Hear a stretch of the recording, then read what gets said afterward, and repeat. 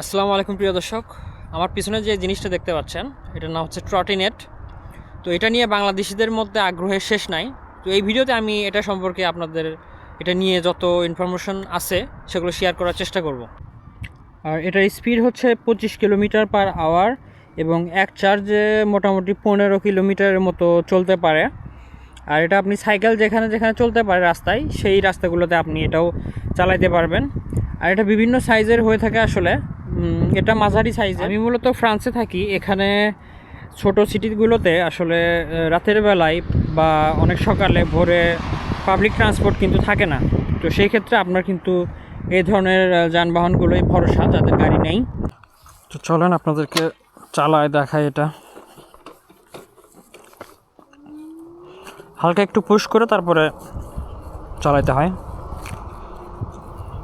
আর ফ্রান্সে কিন্তু এ ধরনের যানবাহনের যে গতি সেটা হচ্ছে 25 কিলোমিটার/মিনিট। এর বেশি হলে কিন্তু পুলিশ আপনাকে জরিমানা করতে পারে। বাট বড় যে ট্রটিনেটগুলো আছে এগুলো কিন্তু আরও গতি বেশি হয়ে 40-50 কিলোমিটার পর্যন্ত গতিতে সেগুলো চলতে পারে।